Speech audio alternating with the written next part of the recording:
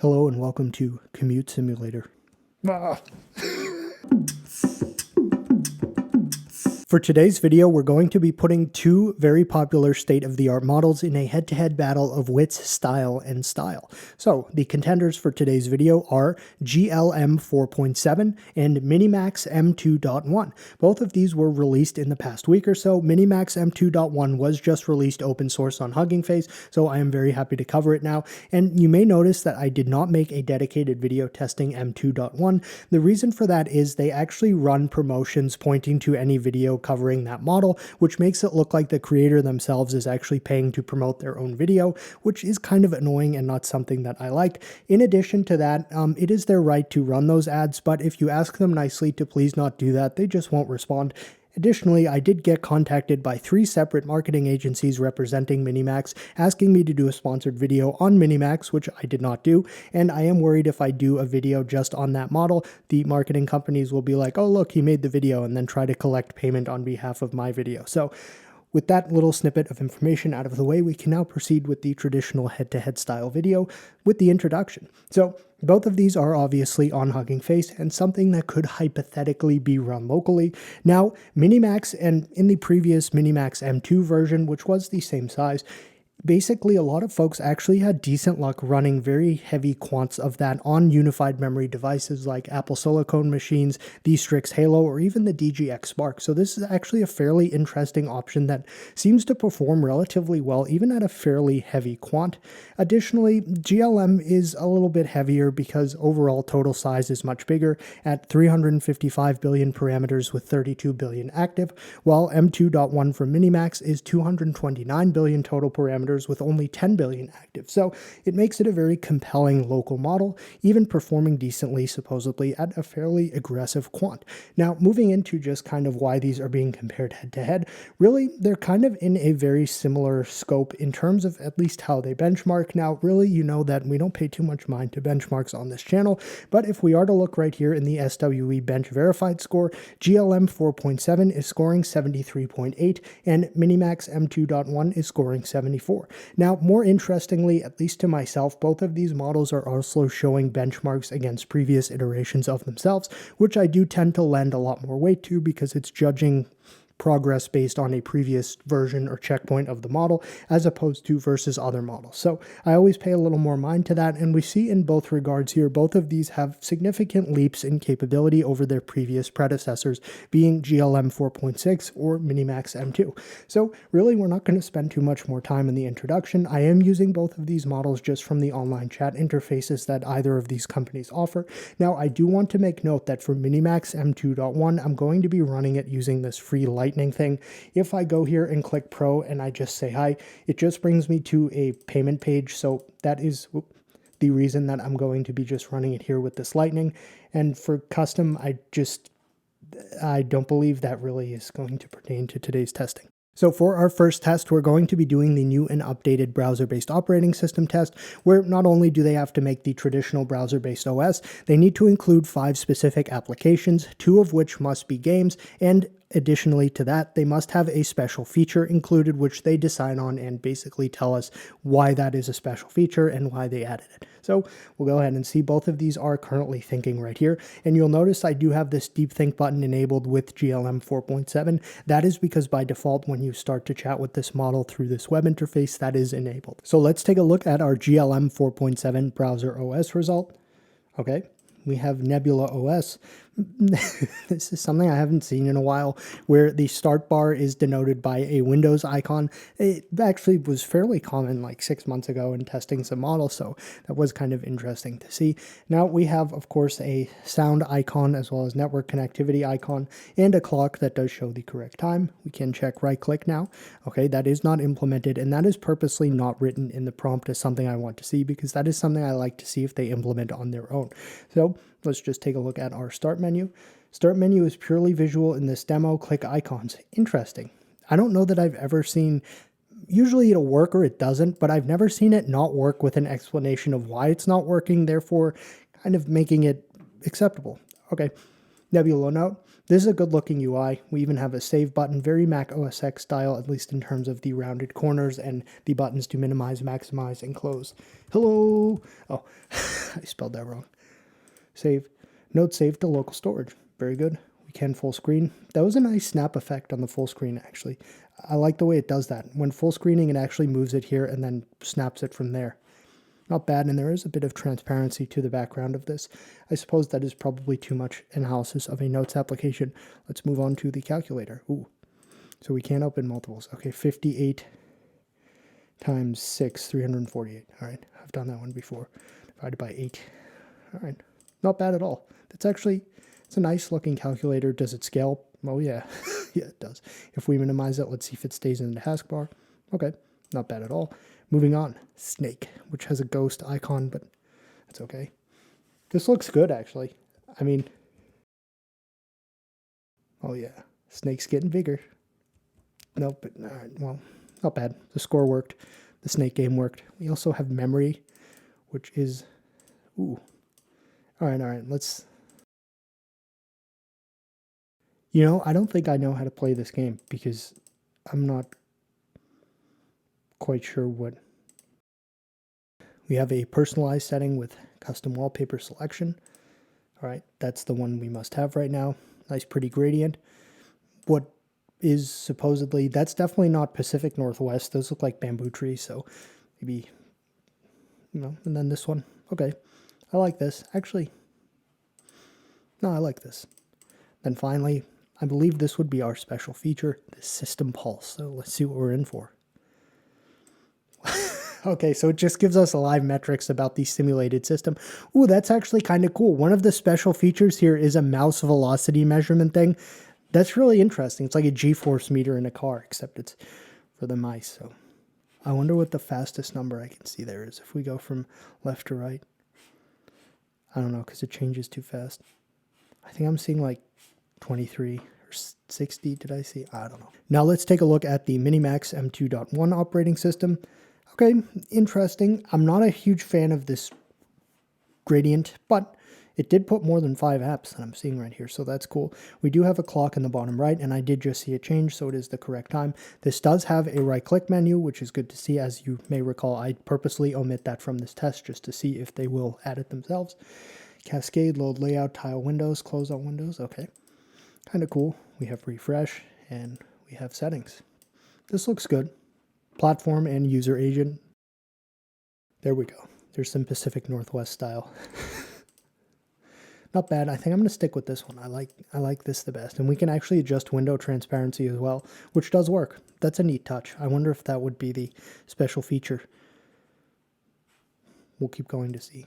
Full screen does work. Does minimize work? It does. It's in the taskbar, and we can reopen it with nice opening effects. All right, let's run through these apps. Not bad. I can drag and resize, so that's good as well. Let's do 75 times 6, 450. Oh, it showed it there before. Well, I wasn't looking at the screen, so not bad. All right, notes. Save. Notes saved. Clear. Okay, and we have some nice fake files with some nice icons corresponding to the specific file type, such as the text file, a photo, or a report PDF. Decent. Terminal. Ooh, cool. Dark mode theme does actually work. We're going to keep it on dark mode for now. All right. Tetris. I've not seen Tetris implemented.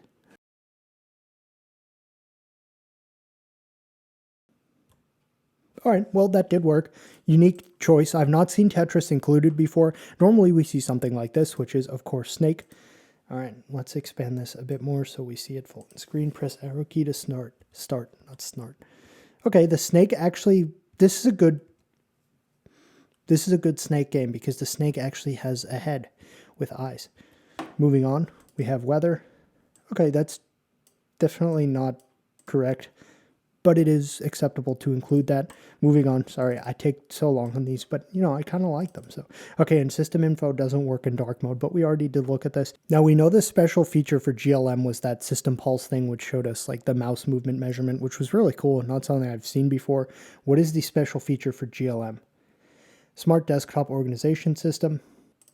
Okay, let's just open a gaming layout here. and then we'll save it. Gaming.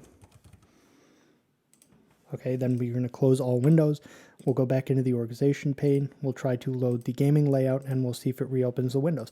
Okay, it does. So that was the special feature there, which is pretty cool. Now we're going to try a prompt that is a little more intricate just in terms of the amount of detail it gives them, but the core idea here is to create a 3D highway racing game with a bunch of traffic cars, multiple selectable specific vehicles for the player to use, and essentially the ability to drive fast on a highway and weave around the opponents. If they do not manage to properly weave around them, they will crash and have some form of crash animation. To date, the best result I've seen from this was Claude 4.5 Opus, where even though the game was a little buggy, the actual driving and crash and city animations were quite well done. So being that these are both very touted as being comparable to some of Anthropic's models in their visual and UI capabilities, I will be very interested to see how they pull this off. All right, let's start with GLM first this time. Again, I suppose we'll just consistently start with that first and then MiniMax.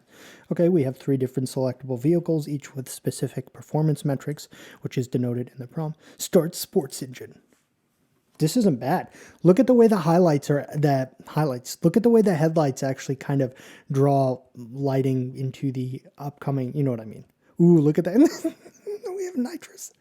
So nitrous is just seemingly, this is critical failure. I've seen critical failure before for multiple different models, so that's an interesting thing to notice that they seem to like to mention. Let's see if the truck model is different. It is, and the truck is actually significantly slower.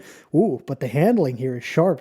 So the performance metrics for this truck, okay, I don't know what just happened there.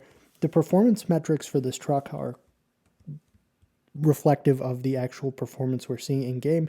It does even have some kind of lean effects and things like that. Ooh, nice. Look at that. I'm squeezing right through it. This is like an infinite glitch. Can I use nitrous here? Oh. All right. One final vehicle to test. We have our sedan. A bit faster than the truck.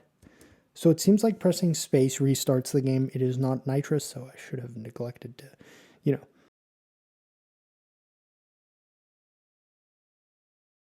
Hello and welcome to Commute Simulator. Ooh, all right. I love the lean effects it puts on the. These games are actually not bad. Well, I'm very good at this, so we're in level 2 now. Our integrity's at 40%. The sedan handles nicely.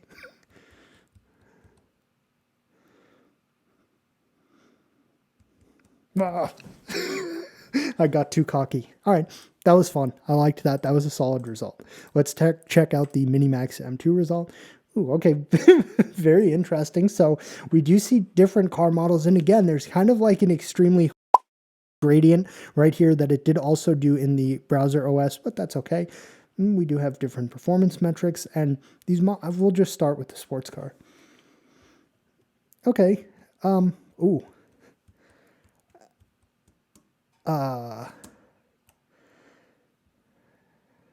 That's an extremely fast sports car. Oh, that was with nitrous. We hit 330 kilometers. Okay. Off the bat, I'm definitely gonna have to say this is not quite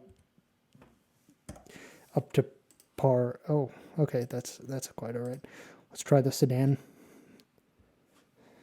It is slower, I think. Yep, which is good. Okay, well, I don't normally judge these results. Like, I just kind of leave it up to the audience. This one is going to be a definite win for GLM 4.7. It is not even close. This was significantly better. It's just not right. Where we have tasked these models with being tasked to create a beautiful website for the nonprofit, the Beep Boop Collective, which is obviously something we just came up with. In addition to designing a beautiful site, you must also create the purpose of the nonprofit, fill in all of the content, and include an upcoming events section with events that are upcoming to support the Beep Boop Collective. Now, we're going to see them design the website, but they're also going to decide what exactly the Beep Boop Collective is, what its purpose is, and I suppose ways to support it and upcoming events. All right, let's take a look at the result of the Beep Boop Collective nonprofit. First up, we have the GLM 4.7 result.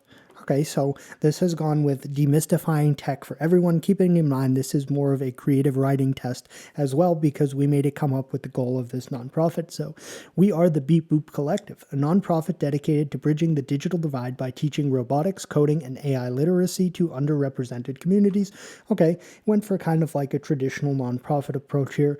We have our purpose: technology moves fast. At the Beep Boop Collective, we believe that no one, I should make sure this isn't a real thing, we believe that no one should be left behind in the digital revolution. Our mission is to provide free, high-quality STEM education to children and young adults in underserved areas. We don't just teach them how to code, we teach them how to think.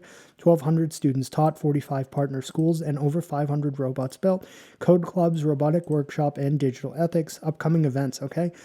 San Francisco, interesting. The annual Silicon Circuit Gala, our largest fundraising event of the year. So we have buy tickets. Then we have register free, and we have join team as well for our hackathon and robotics workshop intro to Arduino. Ready to make a difference? Donate to the collective. We're a registered 501c nonprofit organization. This is well done. This is really quite well done, designed with love. Corny, but this was good. I liked it. And, you know, it was actually a realistic nonprofit based on that name. So let's go ahead now. Let's take a look at our MiniMax-M2.1. Ooh, that's really good. The Beep Boop Collective, democratizing the future one robot at a time. So they both kind of, wow, these both went in very, very similar directions to this. 2,500 plus students taught, 45 community partners, and 8 years of impact. And we had 1,245 partner schools. So they both actually used 45 for the number of community partners. That is kind of interesting. I need to make sure this isn't a real thing. Democratizing the future. We bridge the digital divide by teaching robotics, coding, and ethical technology to underserved communities, ensuring everyone can shape the future. This is like almost carbon copy in the way they actually went about making this nonprofit. Okay, these do have hover effects. Let's see, our programs: Robo Rookies, introductory robotic workshops for K through 5 students using recycled materials and simple circuits. Kids build their first robot. Teen program, code and community, weekend boot camps for teens focused on web development, app creation, and digital literacy. The Tech Rescue, we refurbish donated computers and set up community computer labs in underserved neighborhoods, bringing digital access to those who need it the most. And then we have some updated events or upcoming events. Sunday Circuit Circus, Community Center Hall, Ethical AI Town Hall, Hack for Good Spring Jam, register. And these all say register. I noticed the GLM one, some of them had buy tickets, some of them had free register, some of them had join. So this is interesting. And then we have a nice dedicated section here just to metrics. So that's cool to see. Join the collective, learn, volunteer, or donate. Stay in the loop, enter email. That is nicely prominently done. This does look like a very realistic website. And this is, I do believe, the first result I've seen from a model that is actually using the updated Twitter or X logo. So that is cool to see. And overall, the colors here were interesting. Definitely probably more fitting of what you would... This is probably a more realistic result where this actually a real nonprofit. Although I suppose this one could work as well, but this kind of looks more generic tech vibes. This does look more targeted towards an actual Beep Boop collective nonprofit. I'd now like to try something that is somewhat similar but also somewhat different, as I find that this still manages to trip models up at a significantly higher rate than most of our other prompts. This is to make a 3D or 2D photorealistic drum kit simulator, which also must have sounds that map accordingly to the specific drum as they would in real life. As I said, this should be on first glance not very difficult, but I find that very often, unless we're testing high-end state-of-the-art models, this will trip models up. They may partially render the scene, but the sound never works, or vice versa. Actually, never vice versa. Usually it's the scene will render but no sound. So it'll be interesting to see how these models handle this prompt, being that it is something that seems to trip like intelligent models up still. All right, our drum simulators have been completed, so let's go ahead and take a look first and foremost at the GLM-4.7 result. Graphically, I'm going to notice this is actually not bad at all. Although it looks abstract, I do like the weird effect on the actual head of the drum, so let's obviously test functionality now. All right, I always startle myself with this, so I'm going to try not... Interesting effect.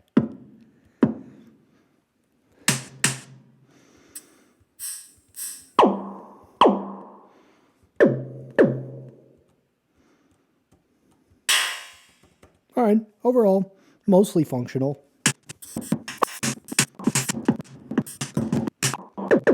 All right, we'll try the Phil Collins test. not quite possible with this specific sound arrangement, but more or less it does work. Not bad. All right, let's go ahead now and try our MiniMax-M2 result. I am trying not to get carried away with these results as I usually tend to do because they're quite fun to play. This looks really cool. So first and foremost, I like the wood grain that's wrapped around the drums. They do also have the chrome kind of ring around them. Obviously, the glaring issue here is that the layout of the drums is perhaps a bit unique comparatively to what one would expect, but it does show up. So, ooh, and we have a reverb toggle. I'm actually going to turn that off for now, and we'll just try. All right, kind of video game style.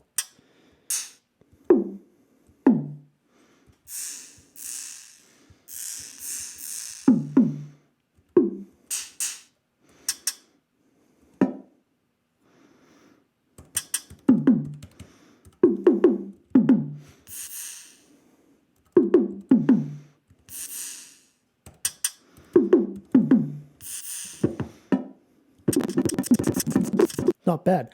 Let's try with reverb on. Makes a big reverb effect. That is cool.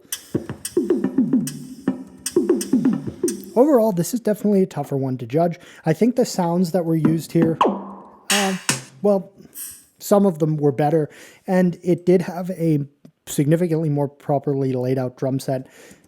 And we actually do have the little foot pedal here that moves and hits the drum. I believe there's an attempt at a foot pedal here. Okay, that does move as well when we hit the bass drum. So this is a really interesting result because there are pieces of either that are decent, such as the graphical wraparound on the drums here, as well as just kind of the reverb feature, which was not something specifically told to do. So that's something it added in by itself, which is always cool to see.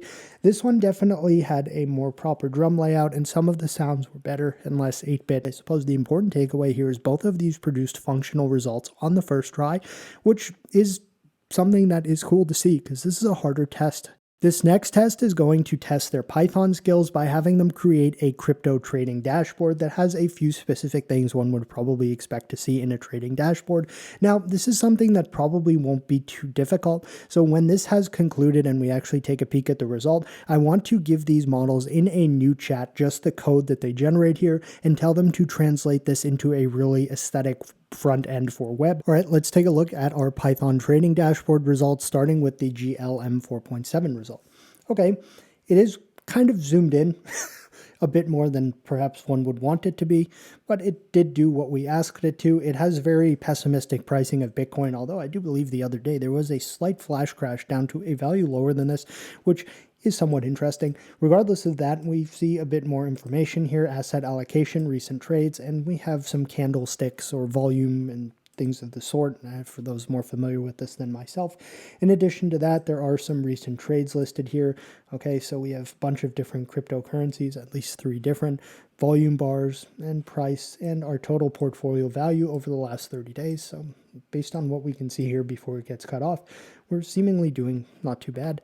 Let's look at the other result and then we'll kind of see.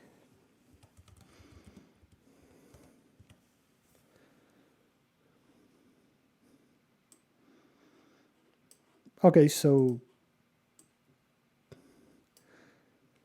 we have to close a bunch of different things here. This was an interesting test result. I guess this result here from MiniMax is a bit cleaner. However, I do like the portfolio allocation graph here, as well as we have 30-day portfolio performance. The Bitcoin price here is equally pessimistic as the GLM result. We also have recent trades, and they do have multiple different specific currencies as well as volume. So now we've given them each the Python script that they had created for the trading dashboard, and we've just said here is a garbage looking Python trading dashboard. Turn this into a beautiful web-based dashboard using any dependencies you would like. There are no restrictions aside from that it must be contained within a single script and run in any modern browser. All right, let's take a peek at our web crypto trading dashboards, which of course were based on the Python ones that we saw. Okay, so initially here in the GLM result, we are unfortunately seeing that it does seem that the source it chose to use to actually pull the trading charts from is not working, which would account for the fact that nothing is actually showing up here, which is kind of disappointing. So I guess ignore that and we can just at least assess the layout and things. So here would be a price chart. We would also have our portfolio value here, as well as some asset allocation and a list of recent trades. This is relatively similar to the Python result that it had created in terms of what it decided to include. The only big issue here is that it doesn't actually show any live data, which is frustrating, but possible when they have to pull from external sources. Now let's take a look at our MiniMax-M2.1 result. Okay, this is a significantly better result. Is that the current Bitcoin price? There's no way. Yeah, okay, no, that's not. All right, so, well, M2 crypto analytics. This looks like an Apple Silicon like M2 processor kind of like stock image, which is interesting. So it is giving us a live price that's changing of Bitcoin. It's not necessarily the correct one, but it is at least simulating the data. And we have a bit of dates that are actually near us. So interesting that the trading view chart for the Minimax implementation does actually work. Well, it shows us data. Unfortunately, it did not work for the GLM one. We have portfolio allocation here. We're doing all right, I suppose could be said. 30-day performance, we're not doing as well.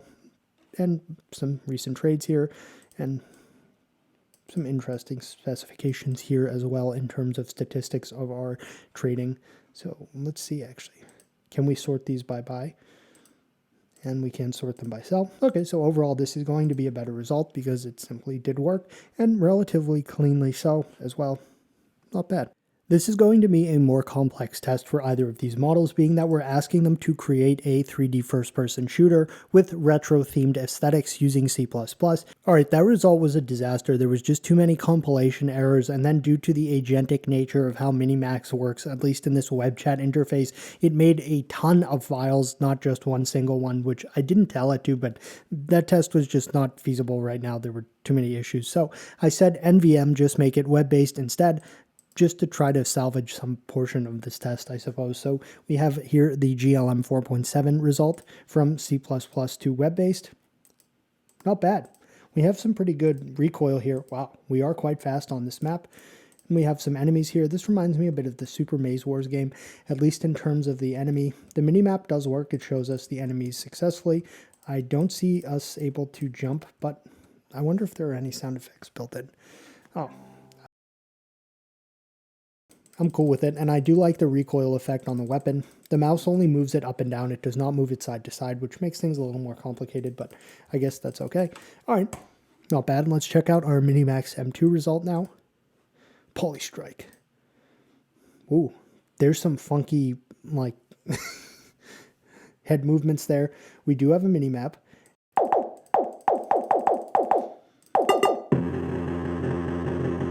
Oh.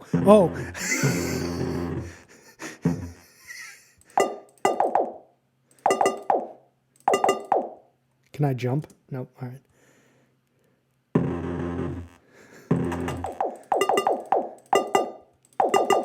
All right, both of these were cool. And, you know, that's probably all I can say there, being that this was intended to be a C++ test, but unfortunately that didn't quite work out. So I tried to salvage it to have something to actually visually look at, which was these Neon Arena and Polystrike FPS. That's basically going to conclude today's head-to-head test of GLM-4.7 versus MiniMax-M2.1. I would say in most of the results, they performed relatively comparable to one another. The only really stark difference that I noticed in terms of quality was in our racing game. If I can go ahead and find it here, the Neon Highway result that we got from GLM-4.7 was significantly better than what we received from MiniMax-M2.1, which was just kind of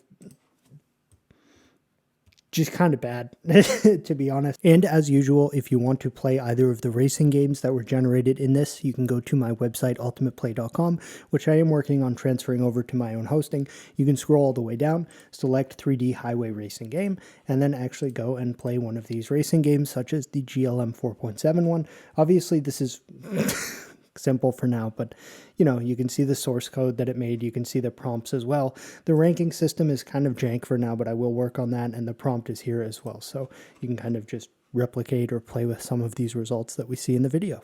But the rest of the results were fairly simple, or similar, I should say, not simple. the crypto prototype dashboard. We had our FPS, which was intended to be a C++ test, but did quickly just turn into, okay, just make it a website instead. I think the Beat Boot Collective was kind of interesting and something I may try to keep around for future tests, because they just went so similarly with the actual end result, like goal of this nonprofit, and the results were actually pretty good looking. I would say M2.1 did better here in this specific result. And then of course we did have the operating systems, and the introduction of Tetris as a game in this WebOS result was definitely something nice to see that I have not seen before. We had our system pulse here, of course, how could I forget, with the mouse velocity measurement as well from GLM. So overall, really, the key takeaway here is definitely just going to be the fact that these are two models that are available right now on Hugging Face. So these are things you can actually download. Whether or not you can run them locally is a different question, but as I said in the beginning of this, I know a lot of folks have been using some relatively aggressive quants of MiniMax-M2 and now probably M2.1, being that it is not overly massive. So if you have a large unified memory system, you can actually get away with running this. Not so much for GLM-4.7 as it is significantly larger. Well, not significantly, but it's a fair bit bigger than Minimax. But regardless, these are two very, very performant and competent models that really excel in design and coding tasks. So I wanted to put them in a head-to-head side-by-side battle. It was quite interesting, and if you have any questions, please feel free to leave them in the comments, and thanks for watching.